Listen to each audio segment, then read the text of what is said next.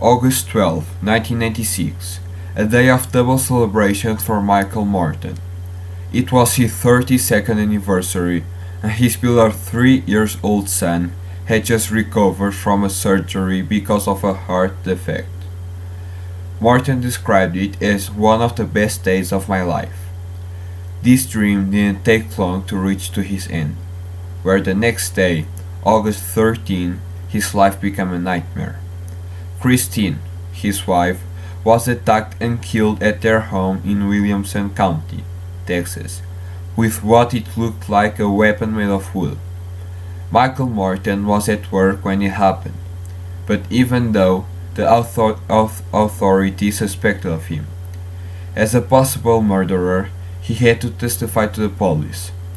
People told him that innocent people just say the truth and the police will believe in him, and that everything will be fine. There wasn't any scientific evidence and no believable motive that Michael Morton could be the murderer of his wife. His son was at home when it happened, and he told to his grandma that Daddy wasn't at home when it happened, and he described the man who killed his mom as a monster.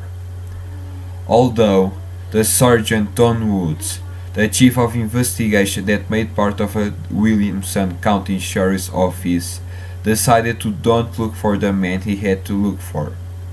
Instead, they took Michael Morton away from his child, and they put him in prison for threatening and killing his wife for not having sex with him in his anniversary. On February 17, 1987, Michael Morton was convicted of murder and sentenced to life in prison. His son was only allowed to see him twice a year. When Eric became a teen, he then had memories of his father outside the prison, and he decided to stop visiting his father because he thought it was embarrassing for him to go to jail visiting him.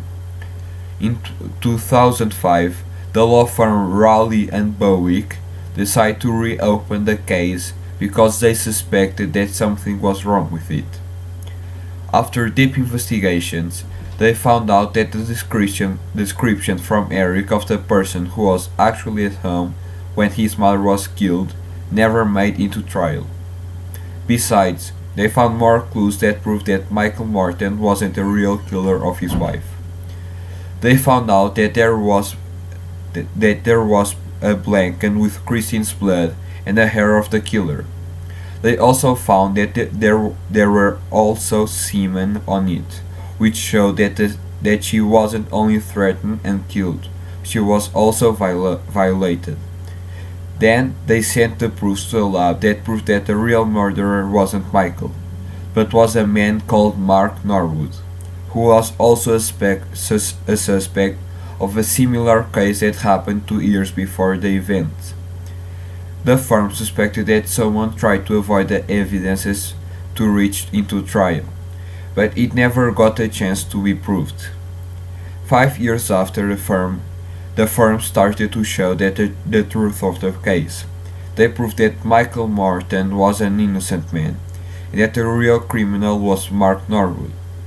On October 4, 2011, after 25 years, Michael Morton was finally free from a crime he hadn't committed.